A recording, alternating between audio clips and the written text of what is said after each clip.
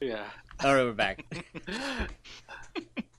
I just want to So make a yeah, good entrance for the next episode. We're gonna be now in a new area. It's like the new chapter, like in any kind of regular video game. It's a perfect place to stop. It's like a cliffhanger, and then we're back. yeah, sure.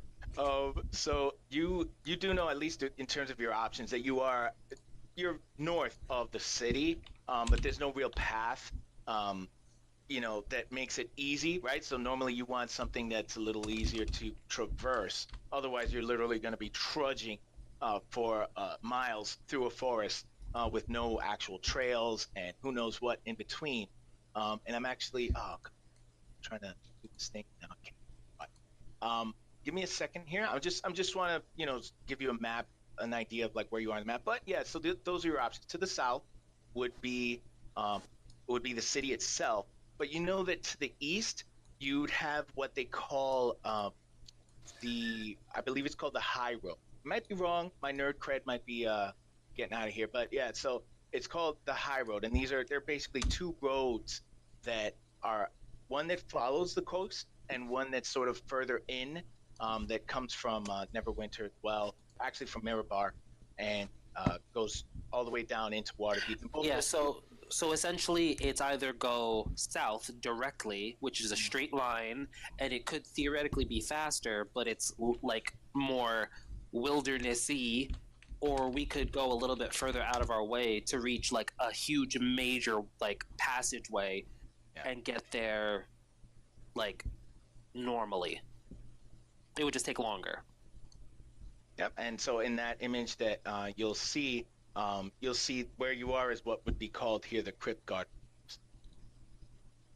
You don't know exactly where you are in this forest, but that's you seem to be.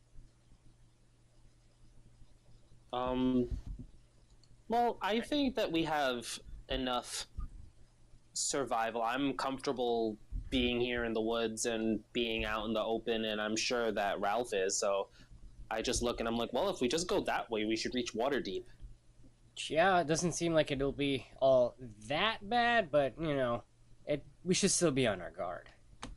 Oh, I mean, obviously we're in the fucking wilderness. Or maybe the wilderness is within us. Stop it. Bro, come Shit. on. How much wisdom do you have, bro? I don't even know if you can make a comment like that. You can't even. 17. Yeah. so so yeah, so you know that if you as long as you keep the mountains to your right, that you probably make your way as that's probably the straightest line you're gonna have to the city. Um, and these forests, they're used by maybe hunters might be a little more adventurous. Um, for people might maybe looking for more exotic pelts or something like that. So maybe you might not be alone in the forest, but still doesn't mean it's not dangerous. Do we know what kind of things are native here to like be like weary of?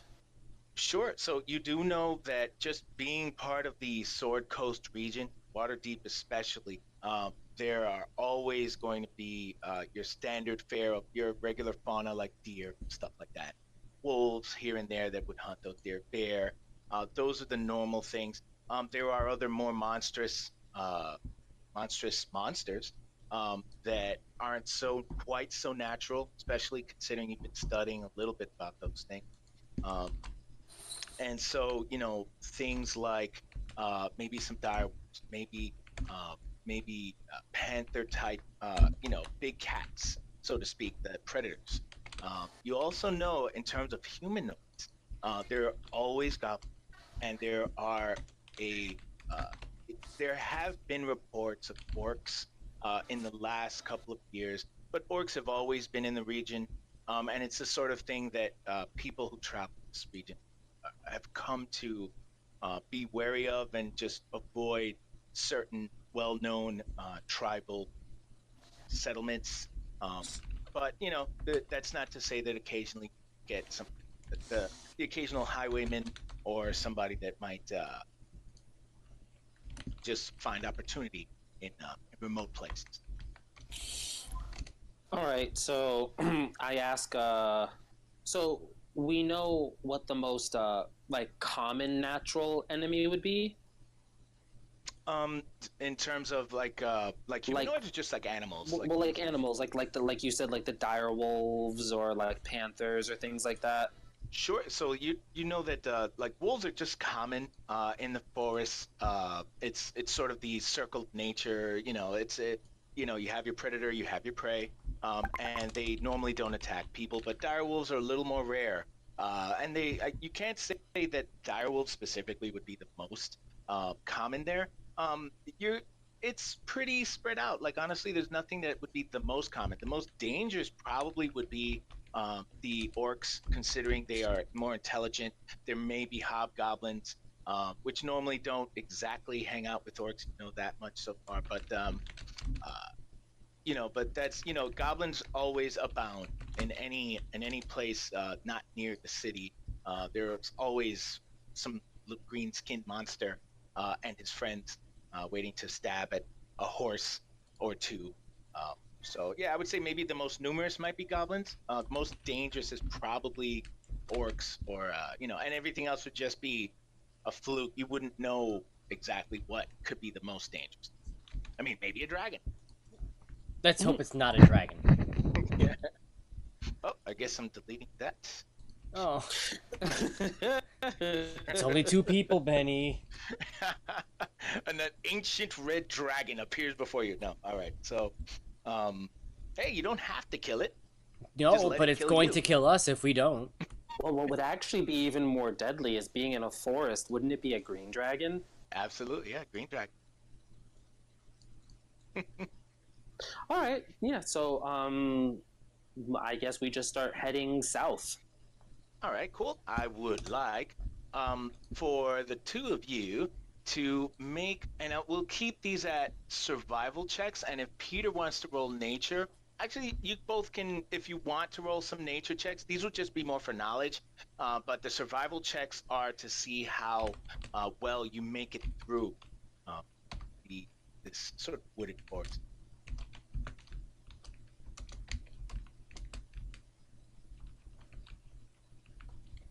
Oof. Nice. These are your survivors, right? Well, Yeah. that's my nature. Okay. All My right. nature sucks. So- I'm not gonna bother. So yeah. So you want me to make a survival? Yeah, just to see. Rafael had pretty decent.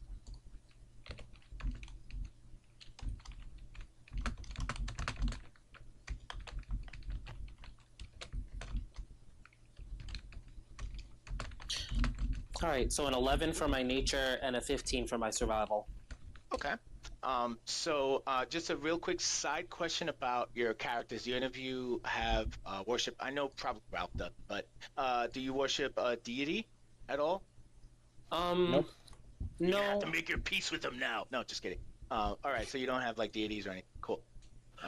Well, because like, I guess I don't technically have to, because being because I'm a druid, but not in like the sense of like actually being a druid. It's like I'm almost like Right. a druid through just working with the Wicklaran. So Right. I guess no, I don't really have a deity per se. Okay. Yeah, you're not like a die-hard, militant druid in the forest, right? Running around naked hugging trees. Yeah, no. So, what I'll say, so at least with Raphael's previous experience, just being in the army, he's in the fighting battles with one nation or another, being a sort of cog in that wheel. He's pretty good with blazing some trails here and there, and your knowledge of nature definitely seems to have helped as well. And so, sort of, you might be able to, Peter might be able to point out, maybe more dangerous paths. Raphael's been pretty good in actually sort of blazing that trail, sort of at the forefront of it. And as you come through, there's really you haven't really found a trail yet, right? So you haven't gotten to like the more well-traveled parts of this forest. You're still fairly deep in it, but you do come into a clearing, and this looks like it's the kind of thing where this obviously wasn't meant to be stumbled upon, but what you come across sort of archway in the middle of this clearing, and it's very obviously elven design. But it's very old as well. So a lot of the craftsmanship still shines through, but it hasn't been maintained, whatever this is, in a very long time. Can I read any of the Elven script on it? Sure. Do you know Elven? I most certainly do. Wonderful. So if you approach it from a distance, you don't have to get too close to read the more obvious writings here. It just basically there's a sort of commonality to all the words there, that in the end it does say at the sort of top of this arch in Elven, it just says wisdom, right? And it's overgrown wisdom. You said wisdom? Okay. All I heard was wit, and I was like, so it's a pea shrine. Wyverns. So no, then you can see that's sort of like the biggest writing there, and everything else is more it says like guidance, it says protection, and so a lot of the stuff is overrun with growth, like vines have wrapped around this, and it's been in disrepair for the most part. It's still very beautiful by Elven standards, and it's just in the clearing there, and it's an archway almost. Well, it would probably be very beautiful by human standards and decrepit by Elven standards. Yes, yeah, but the elves do enjoy nature, and at least maybe those of the wood elf. Yeah. But yeah, so that's pretty much what you see. It's sort of an archway. It looks like it can fit, maybe 4 people across. It's fairly large. Does it look like it might be some sort of like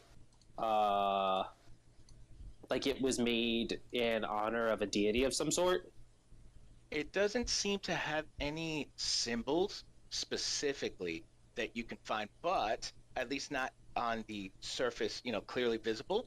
But if you would like to inspect it, you may give me an investigation. Well, an investigation? Okay. Mm-hmm. While I'm taking it all in as a ritual, mm-hmm. I'm gonna cast detect magic. Mm-hmm. So I'm circling around it, and I'm looking at everything and trying to understand what's going on. And then as I'm reading everything, I'm motioning my hands and doing everything to form the spell. Sure. Yeah. All right. So I got a 5 investigation. That's beautiful. Wonderful. So I don't know if maybe Rafael also wants to take a look at the arch, but so as you do cast detect magic, and you're sort of trying to get a feel for what this is, you do immediately sense that there is some. Oh, I got a 9. Okay, cool. Guidance. Yeah. So all right, so you do get a sense for that there is magic, absolutely. Batman. And it's not a strong magic. It's not overwhelming you, but you do get the sense that maybe at one point this was maybe more powerful in its heyday, and this does look very ancient the closer you get to it. As elves are tend to be, at least elven architecture tends to be, and you don't seem to see any symbol to any deity there, but you do get that faint feeling of magic. And then with Ralph seems to just be checking it out, and actually he has a fairly keen eye. What he sees is on the sort of the back end of it, when he goes around it. You must have missed under a leaf, very large vine leaf. Well, it also kind of makes a little bit of sense because not only am I reading the script, but I'm also casting a spell as I'm looking at it, and he's legit just looking what the fuck am I looking for? Yeah. So thematically, it actually kind of makes a lot more sense that he would notice more keenly than I would because I'm like multitasking. Right. Yeah, and he's just looking on the at the aesthetic. So yeah, you do notice there is a fairly small symbol there on the other side of this arch, and it seems to depict, and it's a little broken, but it is definitely it looks like there's a horse on it. So it's a circle, right? It's a sigil of depicting some sort of horse, but you can't see the whole thing. Like it looks like it's a little broken there, but you know, it looks like a very beautiful horse. Like the mane is sort of stylistically carved out in a way, uh, and that's what you can tell from that. All right, so do you show this to me, Ralph? Of course. I'm like, Senpai, take a look. Okay. Can I make I guess, a religion check or whatever to see like what this is? You absolutely may do so. All right. Boo. Oh, 20 non-natural. Cool. Perfect. So, your knowledge of the elven sort of pantheon, it's not necessarily even elven. This is it's part of the pantheon of especially forest dwelling creatures and people. That, this wouldn't just be a horse. You're really certain you've seen this symbol in some fashion before. But it's not complete. And what the part that's missing is that there is normally a horn coming out of the horse's head, and you're really certain that this has to be a symbol of Mialik, sort of a forest god. Not just forest, but many rangers and druids of the sort of good leaning bent would worship Mialik. Yeah, because they're a benevolent deity of the forest. And trying to actually get an image here for Ralph at least. See it. I know he can Google it, but my job. It's just nicer. Yeah. I'm also still in the middle of creating Justin's character. So people who are watching the stream will actually just see me create a character at the moment. That is majestic as fuck. Yeah. Yeah, and so if you want to go a little deeper, just so that we can nerd out a little bit, Milik is also known as the Forest Queen, and definitely a good god or goddess, and many people from the forest who just spend their time in forest with nature in general, lean toward her and give her offerings and things like that. And this arch here looks like it was made in her honor, or maybe there's definitely a tie to Milik.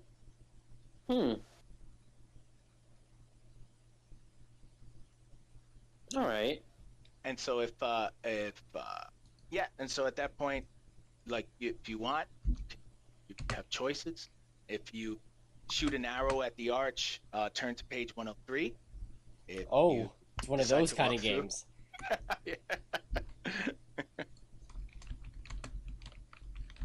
All right, so since I sense that there's still some like ambient magic, just because like it's probably built on like a place of power in devotion to her, I just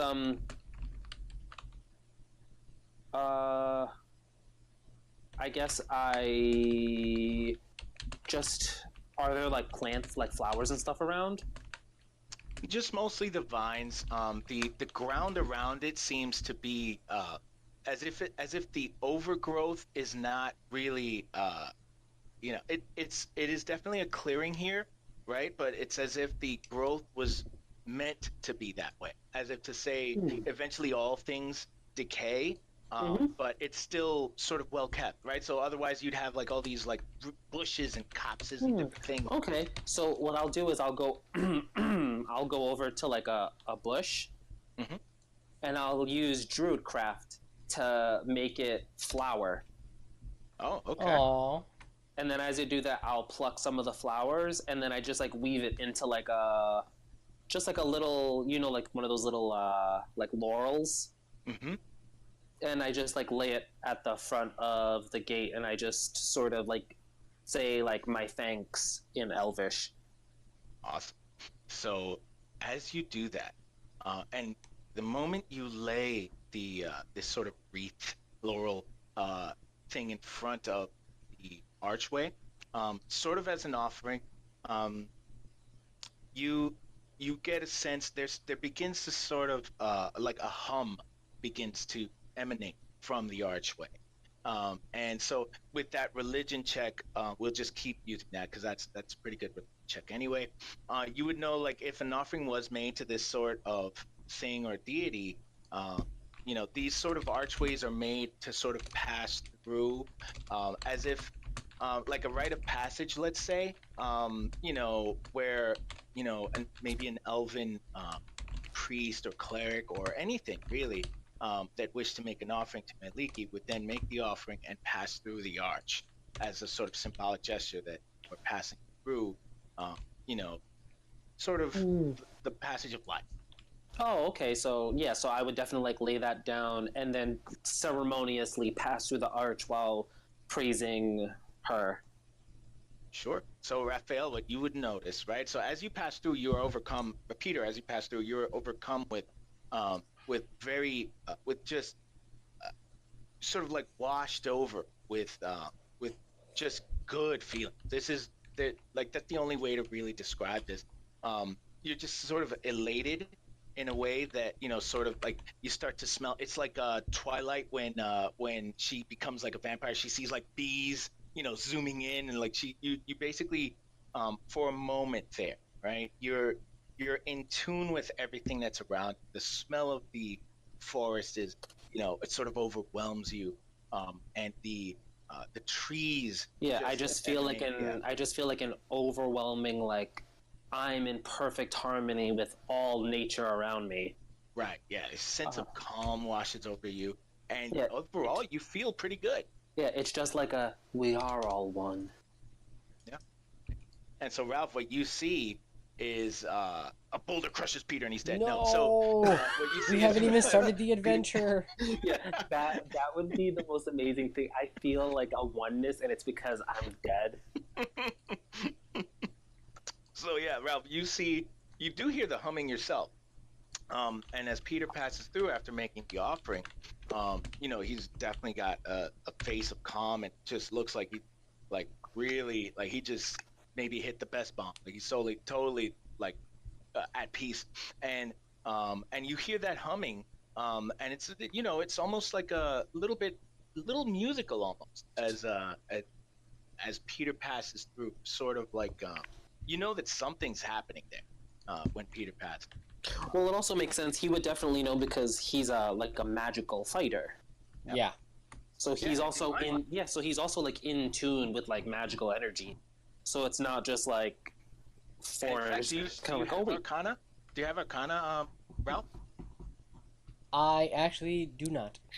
Oh, okay. If you want, you could probably make it Arcana. Let's see what you get. Ralph's been rolling really well, so he could very well get this. He and I have been trending oppositely. He's been rolling really high, and I've been rolling pretty low. It's a 9. It's all right. You just clearly know there's some magic actually happening. This isn't like just somebody pretends to feel good. Like this is, there's definitely magic here. You're not exactly sure what's going on, but it's definitely magic. Do you go through the arch? Well, Rafael? Yeah. If Peter's going, I'm going. I can't. We have to stay together. Well, no. Like I'm not leaving. Oh.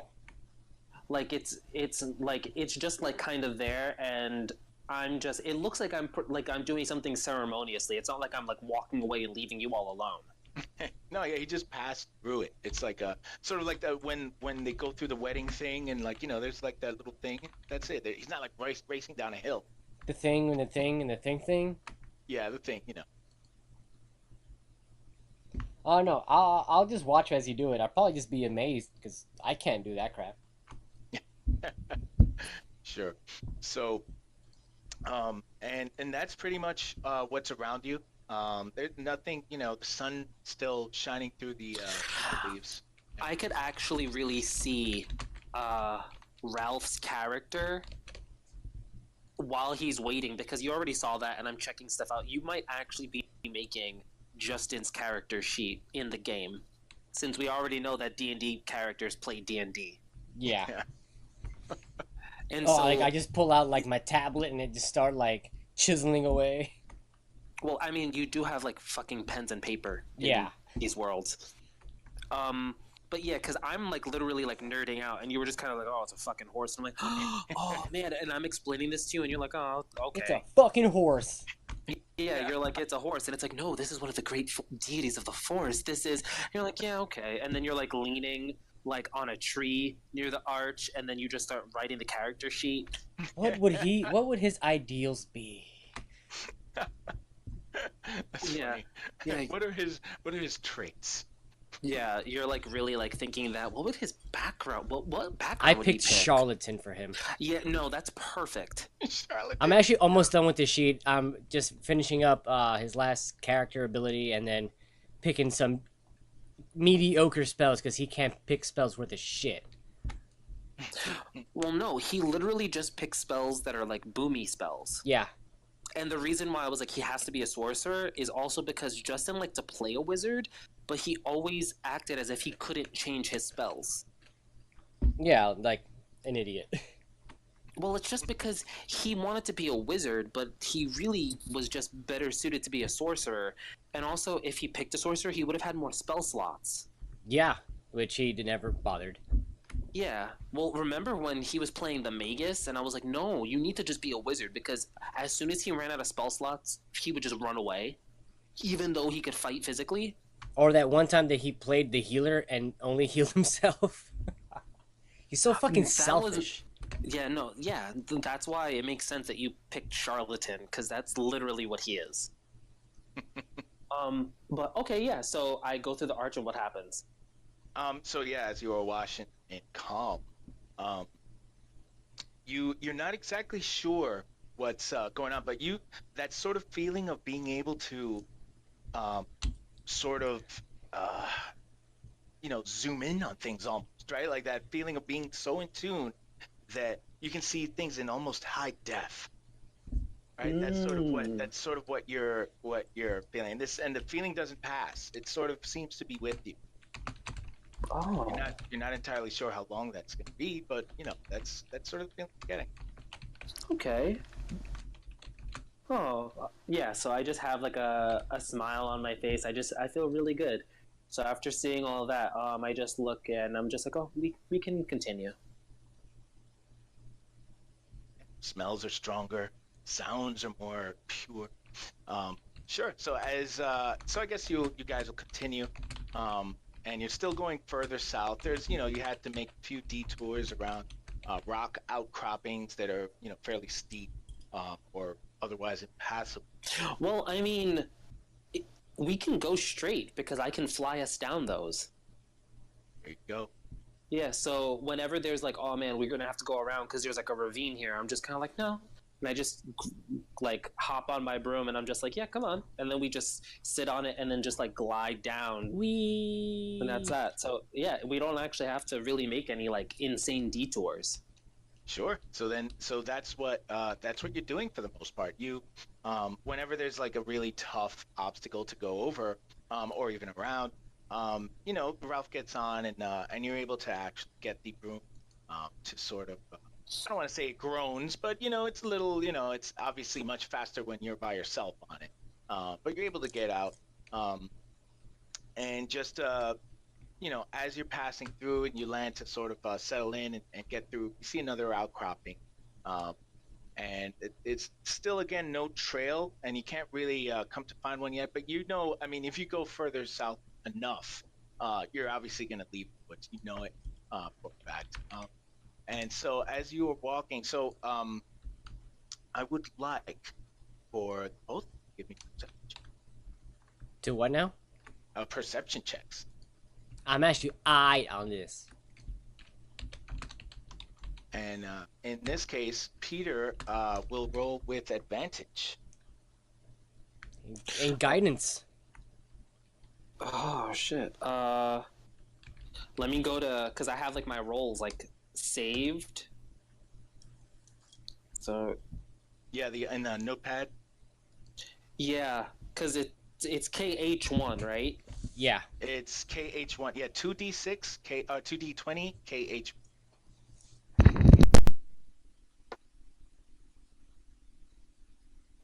And it's 2d20, and then do I put the plus d4 plus the mod and then After the KH.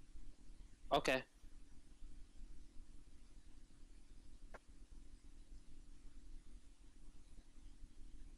Oh Jesus Christ. Maliki Christ.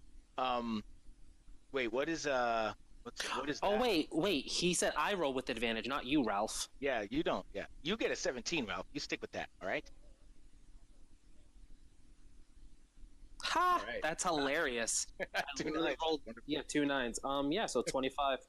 Yeah, And so it almost the two nines almost look like eyes that are like staring if you see it from certain.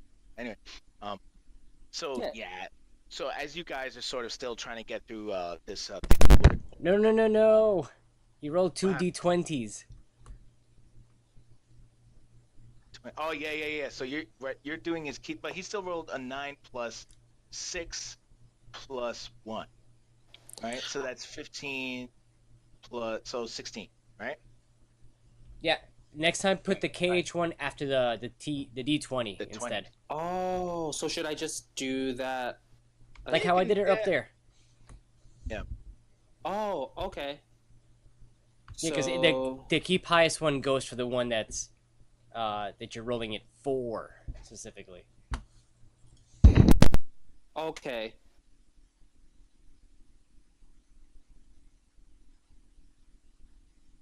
Huh, it's even worse. Well, yeah, that's fine though. That's cool. Because it's still, yeah, this is it. Um, so what you guys notice as you're walking, you're actually passing by on your left. There's a sort of little, you could say a 10-foot cliff, if you want to call it that. It's not that high, but it's, the sort of thing as you pass by. It's just a part of the environment there. You notice that there is something hiding sort of in wait for you there. And sort of right before you get within, let's say, 10 feet of it, you notice that it's sort of there coiled up. And if any of you want to roll a nature check, we can see if you know exactly what it is. Yeah. I can do that.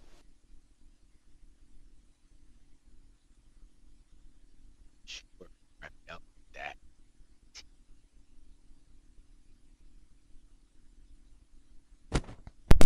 I notice when my throat gets dry, I start to speak lower, and I think I keep cutting out when I. Oh, nice. Oh, So, Just Great watch failure. once I get to combat. I'm gonna do so bad. well, I literally haven't rolled anything above a 9 this entire time we've been playing. I know. So Peter, you're not sure. You do notice it. You can't quite make it out. And this is definitely something that has a sort of camouflage, right? But Rafael has probably seen this beast before. This is definitely a monstrosity, and it's sort of coiled up like a snake, a very thick snake. And as you approach it, you see it's getting ready to attack, and that's sort of that movement gave you pause. And just before you pass it, you guys notice this, and I guess I'm going to assume you stopped the tracks there. But what Raphael knows this as, it's probably a grit, and it's sort of like it hasn't fully opened up what you assume would be the tentacles yet, but it's sort of ready there and coiled up. And as it began to move, waiting in anticipation for one of you to pass by, it begins ready to strike. But since you guys noticed it, it's time to roll for initiative.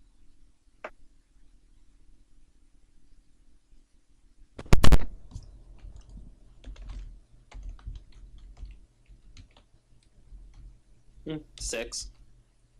Right. And we'll throw in a little picture of a brick, just so you guys know what that looks like. Even though I'm sure I know people. You have advantage on initiative checks? Yeah, it's the warning crossbow that I got. right. Oh. That's right. Okay, so what do we got here? It's easy to keep. There's only two people to keep initiative track of, right? So, Yeah. so what do we got? Raphael got a 21. and Mhm. you got a 6. Right. Yes.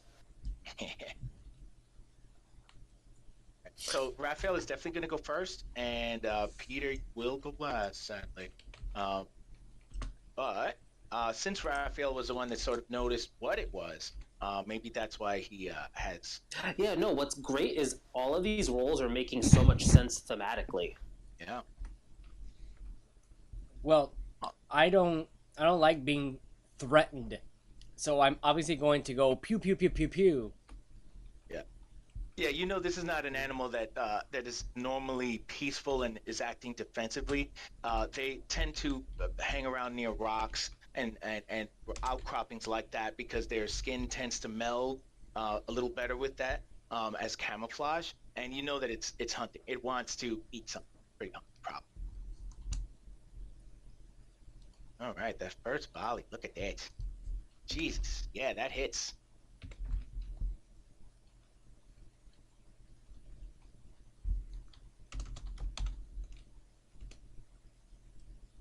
Max damage. All right. So you just actually subtract that. You hit it with your crossbow attack, and it's just the one attack, right? Oh, I'm not done yet. Okay, yeah, yeah. So let's do both of your attacks. Obviously, just walk around, slither around, really.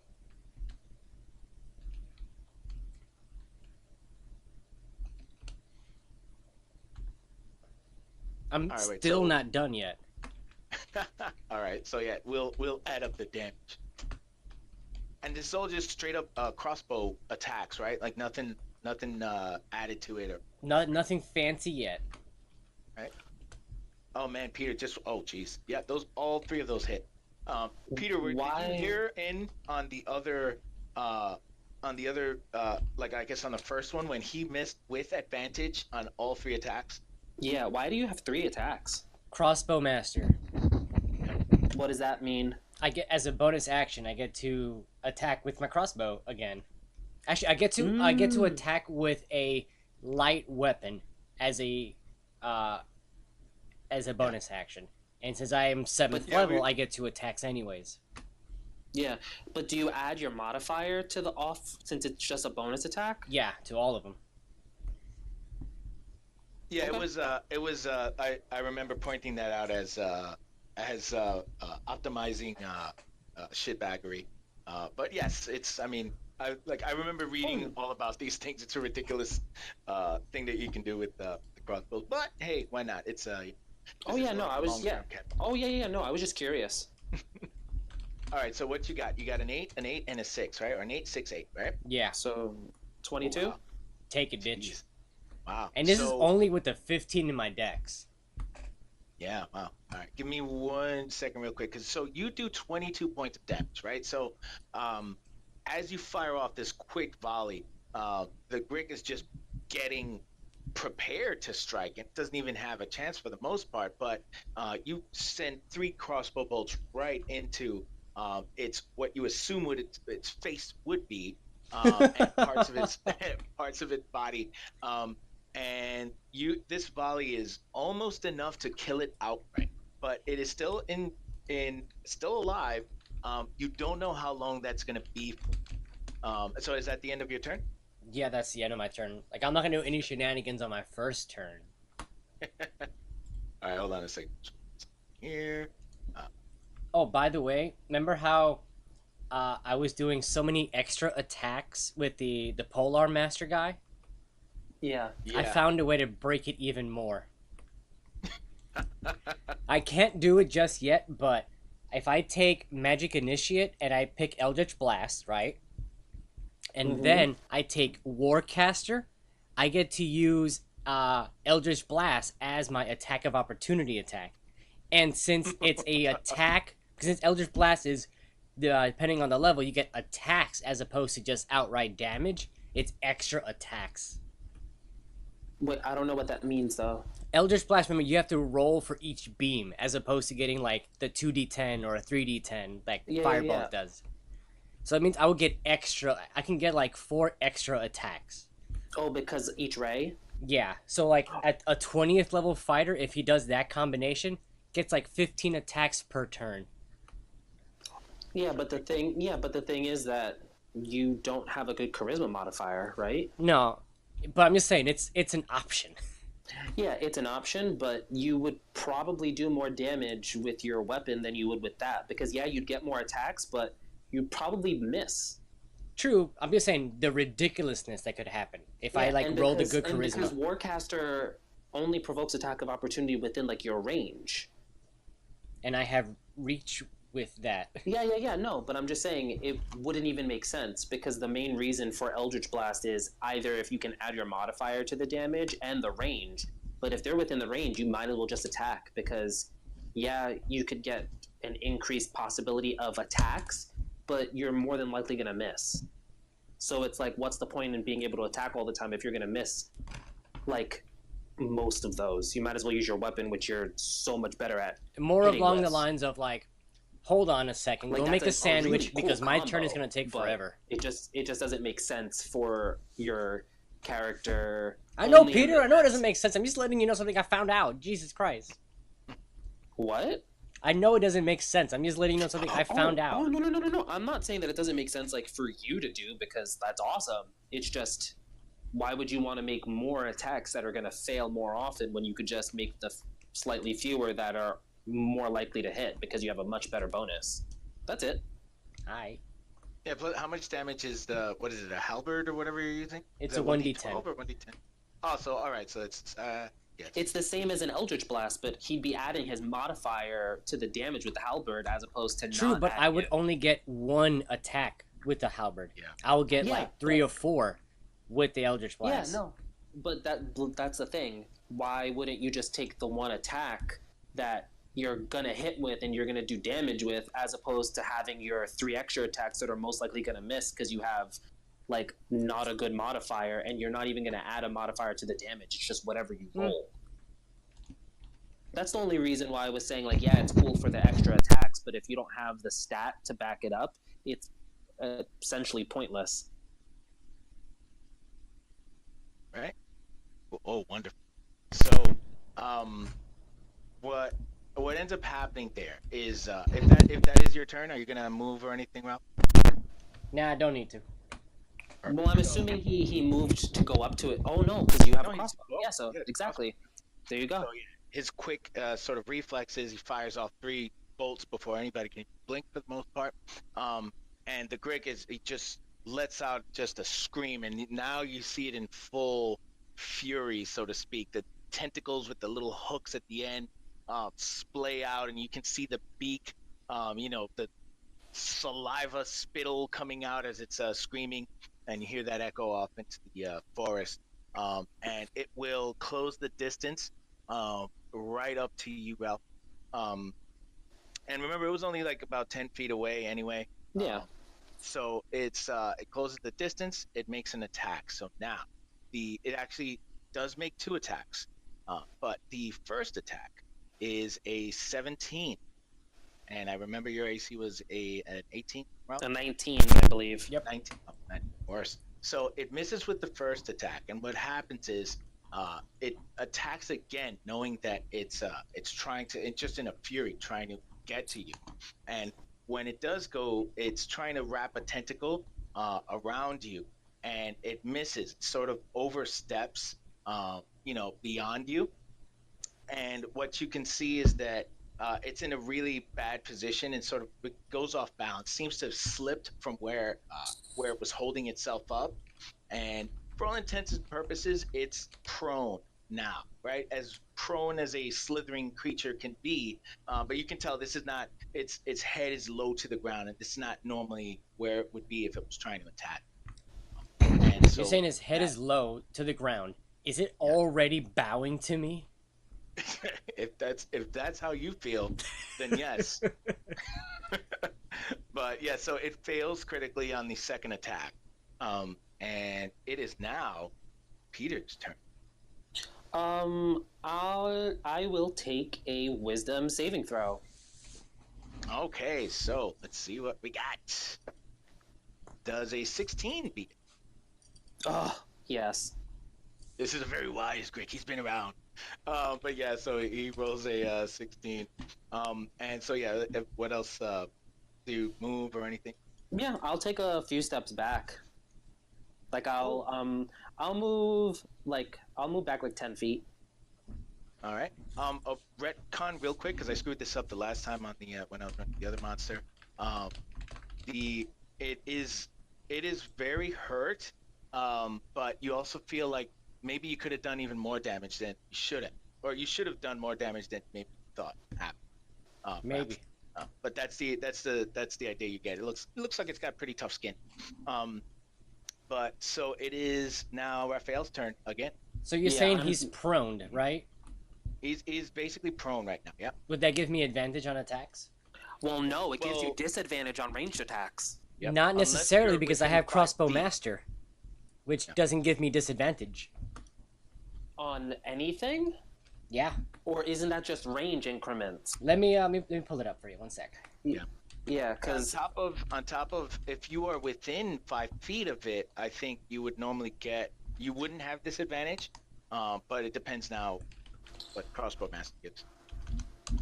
yeah, that's the only reason why I'm asking. Because that's the only that's why I didn't attack it. Because Being within I- 5 feet of a hostile creature doesn't impose disadvantage on your attack rolls. yeah, so all that means is normally when you're fighting with a ranged weapon, if you're shooting point blank at someone, you get disadvantage because it's like you're fumbling or they can like interrupt you. Right. But if you're attacking with a prone. ranged, yeah, if you're attacking with a ranged weapon to something that's prone, you have disadvantage on it because you have advantage if it's melee, but if it's ranged of any sort, it's disadvantage.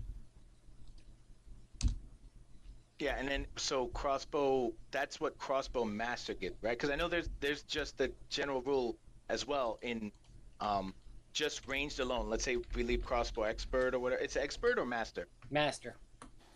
Okay, so I know the general rule is when you're beyond 5 feet, you have disadvantage on prone enemies, but that disadvantage goes away when you're within 5 feet. But you normally get disadvantage being within 5 feet, if I remember correct, right? So it's an interesting. Oh yeah, no, like I feel like like if he moved within melee range, since he doesn't impose disadvantage, he would get advantage on the attack roll if he was within 5 feet of it.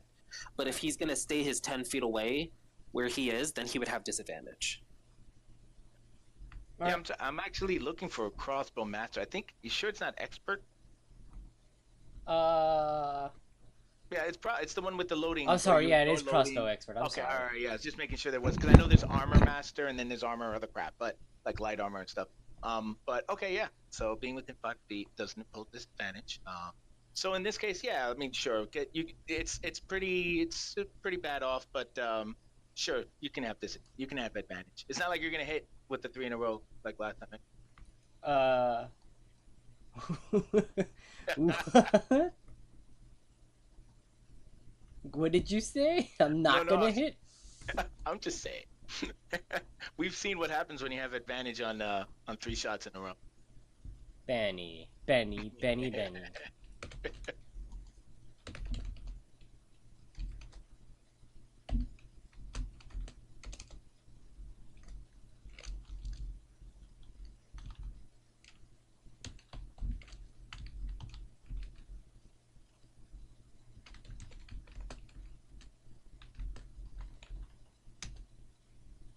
Mother.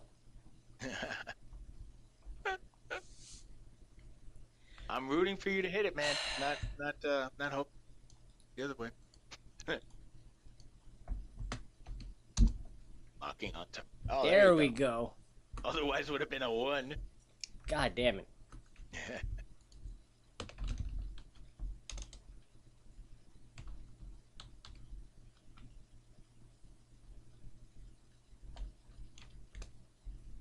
Damn, max damage. All right. Is he still alive? Wow, 18. Wow. Yes. So so that was your second strike, right? Or rather, the first one that hit. But Yeah. damn, 18 damage, man. That came out of nowhere. Is he So, still alive? Because I'll do another one. so, and your bonus was 12 to that? Yeah, because I use sharpshooter. Ah, okay. Oh, that's why you were rolling with the twos. Perfect. So yeah, so you missed that first one. It sort of skips off of its hide, but and it turns to look at you, and when it does, you shoot that second one. And what you could assume, even though you can't really make eyes out of it, out of where this thing is, you assume you get it right between the eyes, so to speak, and your bolt basically buries itself right in the middle of its Oh, head, it's beautiful. beyond the beak. And it looked like it was trying to get up and just plopped right back down. And the beast is slain. Good. That's the way I like to hear it. Yeah. So just so you know, that the thing I screwed up was I didn't do the damage reduction. So it wasn't 22 that you did the first one. Actually, you know what? I still didn't do it in this case, but it's still let's just say you killed it anyway. Damn right? straight, So, I killed it. you you have a dead Grick in front of you. The sun is still fairly high in the sky. And yeah, you may continue on or do whatever. Yeah, I just look and I just look and I just start laughing. I just say, "Good shit," and I hold up my hand for a high five. Ah, give them the pound. Do you want to eat this thing? No, you can. Is it safe to eat? They're they're not dangerous to eat, but they're kind of tough. I feel like even cooking, they wouldn't be the nicest meal. Like it would give you the nutrients I guess you'd need, but it wouldn't be a good meal. I mean, we could. Yeah, the skin is really tough. Like it's kind of like this weird. It's like I guess rubbery. And it's just tough. You could tell the way your bolts were hitting. It's not going to be that easy to carve up. If you wanted to, you could probably set up camp. Well, I'll ask Peter. How far are we from the next town? From Waterdeep? Well, we seem to be pretty far, because just judging by the mountain range and how much we've traveled, we're probably not going to reach it until, at the very least, later on tomorrow. So I'll keep this just in case we get hungry tonight and we can't find anything else to kill. It is a medium monster, so it would be tough to drag around. It's a little bigger. Oh, it's not like. Okay. Yeah. Well, it was gonna eat us. Right. Well, I would say the best thing to do is like make a survival check, and then based on your survival, it depends on how you're able to cut it up and. Like, a bunch of ants would eat you alive. If there are millions of ants, maybe. Well, yeah, but this thing was hiding to come and kill us, so it wanted to eat us. Yeah. And it's 24 not, like, survival. Yeah. Oh yeah, I did mute myself because I was peeing. Oh, snap. I know the feeling, brah. Yeah, like if I'm muted, it's because I'm either yelling at the dogs or because I'm using the bathroom. Can you just say relieving yourself? No. Fine. I mean, I think it's kind of ridiculous that I'm talking about using the bathroom and that's upsetting you. It's not upsetting me. Of all people. Yeah, I was gonna do this, and I did it. Do it. All right. So with that check was to do what? To figure out how to cut it up, like where the best parts would be. How to best get this in my belly. To get himself some Grick fillets. Yeah. All right. So when you look at it, you get out. Do you have like a dagger or something? I guess like a hunting knife, something to cut this up with. All right. So you get out your hunting knife and you sort of cut. The first way normally is to cut right down the middle, see if you can gut it, and it's taking some effort. And you're there for a good maybe 10 minutes trying to go from what do they call that, from gullet to whatever, from top to bottom, just to see what the best parts were. Normally you're gonna take out the guts. You're definitely not gonna eat the beak, but Although in some cultures the beak is a delicacy. So you cut off the tentacles that are there, and you end up cutting off the hooks at the end because those are fairly inedible, um, unless you enjoy having a sharp claw going down your esophagus. No, I'm Uh, good. Well, the way it works is that the beak would actually be good in long term because it's something that you could actually put and boil and use as a base for a broth. And the hooks are essentially the consistency of like claws or nails. So yeah, definitely inedible. Do you have The- proficiency with cook's utensils? Me no. I'm just Yeah. letting you know that this is like basic anatomy. Right. And that the tentacles are probably going to give you the easiest and best source of nourishment because they're literally like tentacles, which are Right. meaty. Isn't that like where Yeah, calamari comes from? Yeah. It's not unlike it's just like a large you could say it's not unlike an octopus tentacle, a little thicker than you're used to, but they're also a little meatier. There's not much other than really just solid meat for the rest of the body. There you do get to eventually to the guts, but that's mostly tripe. Unless that's sort of your thing, if you're a fan of haggis or something, you might be able to take the stomach out and then add Yeah, I mean, it's awful. yeah, yeah. So that's pretty much what you end up with. The best parts look like it's going to be the tentacles, and you do end up cutting those off, getting the hooks off, and you that's really where the best meat's going to be. And yeah, the rest of it is just really solid, just mass, which is going to be very gummy to cook. You wouldn't expect that's going to taste very good at all. Yeah, it's literally going to be a meal. It's going to give you the calories, and I mean, you're going to fill your belly. That's but all it's I not needed to gonna- do, baby. It's not going to be good. Right. So, like, yeah, it'll fulfill the requirements of eating a meal. That's all I needed to do. Yeah. Yeah, that's all I was saying. Very good. So, so are you gonna set up camp, or are you just going to take the meat and try to put it away? I'm just gonna put it away because we got a long road to go. Yeah, and I mean, it's because it's like what time? Because I'm sure we left like in the morning. Yeah, and and then it hasn't been a super long time, but it's it's definitely coming up on noon. The sun is now pretty much straight up in the air, and maybe a little further. But yeah, you've got a few hours before it gets dark. Okay. Yeah, and you said it was like spring. So Right. It's actually summer. It's high summer. Yeah. Oh, okay. Oh, the only reason I thought it was spring was just because you said like spring break, but it's more like summer break. Right. Yes. Oh, okay. Yeah. So we actually have like hours left. Yeah. Yeah. You've got hours of daylight. Yeah. Oh, okay. Yeah. So we'll just keep on going. Yeah. Perfect. And just give me one more survival check. I guess for the both of you, just to see how rough a go it is. To get this right. Well, maybe Ralph should roll the survival since he's better, and I'll just give him guidance. Perfect. So that would normally be the advantage, right? Yeah, and then I'll just give him a D4. So he rolls it with advantage, and I'll give him a D4. Plus 1. Okay, I thought that Wait, was are you first. serious? I roll it with advantage and a d4? Well, no. I rolled a D4. So Oh, it's I your gave guidance? you... Your guidance. Well, no. Right? Yeah, I'm using guidance. So I Yeah. cast guidance, you get a plus 1, and then you're rolling survival with advantage and a plus 1. What gives me And, advantage? I'm what I'll assisting say is- you. Yeah. I'm providing the help action. Oh, my dude.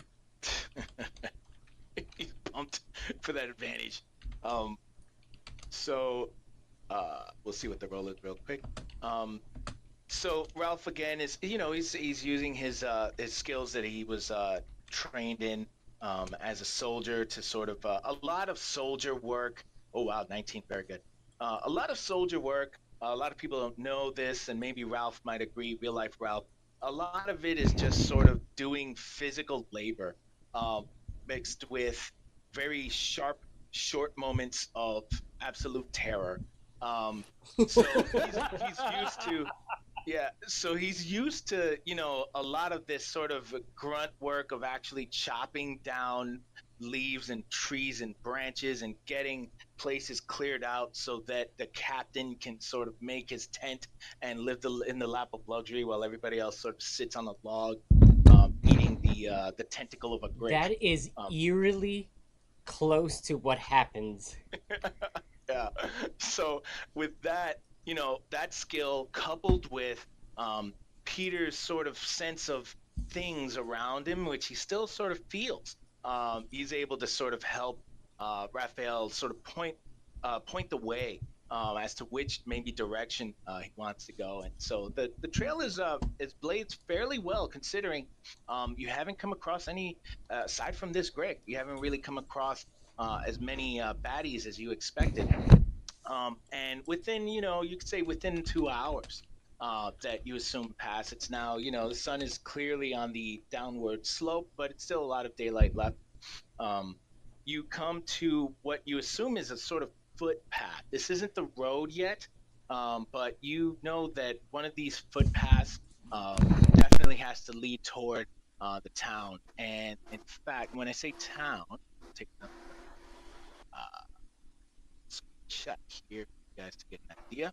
You know that that there is a small town right outside um, of the forest to the south called Amphale. It's a small village, and most people, like traders, trappers, they'll come to this town.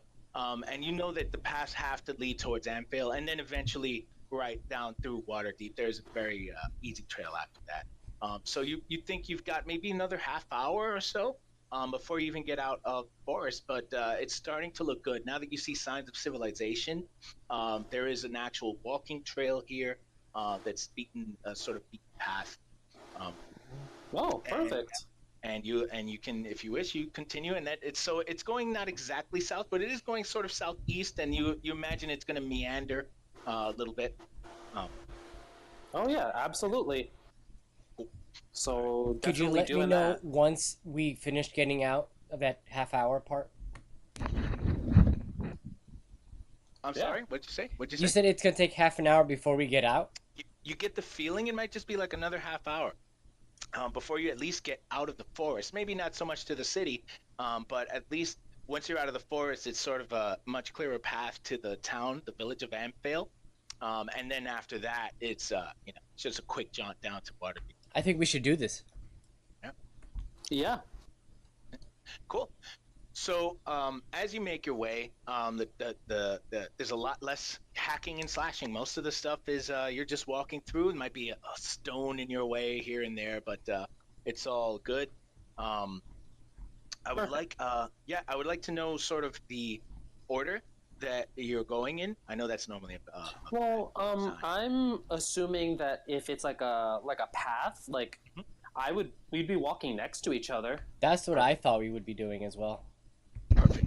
But At the same time, just shooting the shit. yeah, yeah. But if it's like narrow, like because it looks like just paths kind of dug into the ground from people just kind of trafficking it pretty frequently, and there's only footsteps like for one person. I'm assuming that since I'm assisting him with stuff, that he would be taking point. Right. Perfect. Totally That's down cool. with that plan. Yeah. So like if we have to single file it, he would definitely be in front of me. Cool. But other than that, I would walk next to him.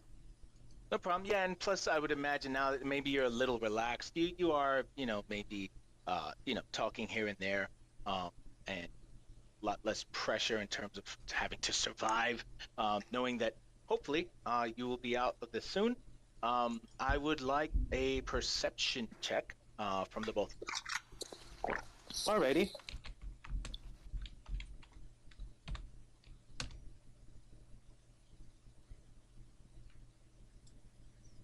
Oh wow, wonderful, wonderful.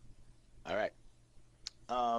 So uh, what uh, as you come down this trail, there's sort of a bend coming up, and it's a little obscure. There's a little bit of the hill that's sort of in the way, and you get to the bend, and you hear like the slightest, and this is only Raphael. Peter, you don't hear that so much, but Raphael definitely hears the slightest sound of a sort of a chink in the armor, like somebody maybe shuffled, you think, and you hear like a ring, like something moved, like somebody's latch or something sort of moved just ever so slightly, in that little telltale sign of armor.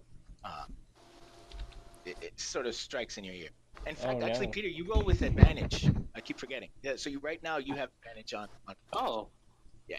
I mean, I doubt it's going to be any different, considering, like I said, I have not rolled above a 9. Yeah. Oh. It's not bad. Yeah. So you do too, Peter. You hear the sound of maybe to you it doesn't exactly scream armor, but it's definitely not a sound of the forest. That's just natural. It's not like a twig snap or like Right. like the rustle of a woodland creature. It's kind of like it sounds heavier and less like graceful Yeah. than It's the sound of metal for sure on something. So imagine just like a bag that has metal what do you call that, buckle, as if the buckle sort of clinked against something else that's metal, but it was ever so slight. Mm-hmm. Well, it's kind of like the bags that they button close with like the magnets. It's like kind of like the metal scraped. Yes. Okay. Yeah. And that's basically what you hear. And it's the sort of thing is really low. This wasn't clearly, audible. But your rolls were high enough that you were able to point that out. Yeah, I just like look. I look at Ralph and I whisper. I'm just like, did you hear that? I don't think we're alone anymore. I mean, we were in the woods. We were never alone. True, but like, I mean, we embarrassed the last guy. People might have noticed that, and it's like, let's not mess with these guys. No, but that didn't sound like it was just a grick. It sounded like something with like metallic. Do you want to go check it out, or do you want to run out of here?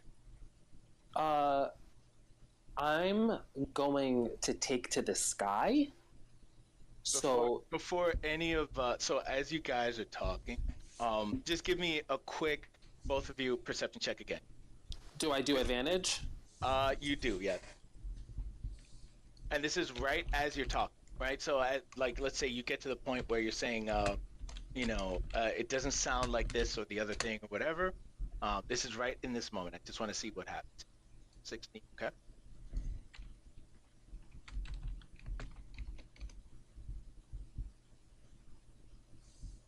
Oh wow, yeah, another 21. All right, so you are Peter, not Ralph, but Peter. While he's talking, and you get to that point where you say, "You know what? I think I'm gonna take to the skies."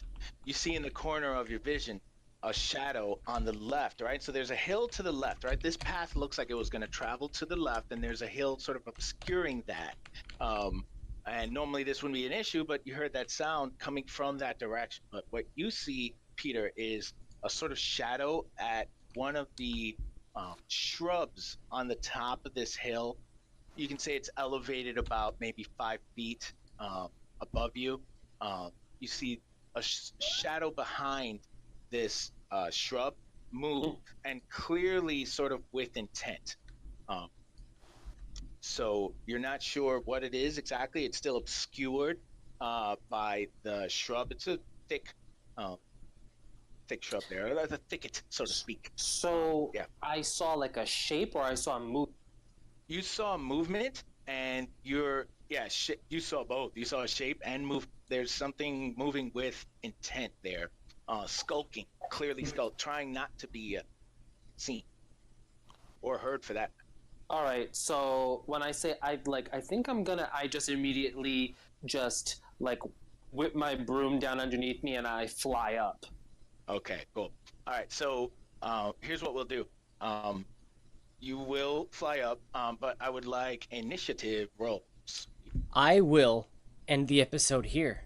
Next time we come back, we'll go ahead and do this encounter.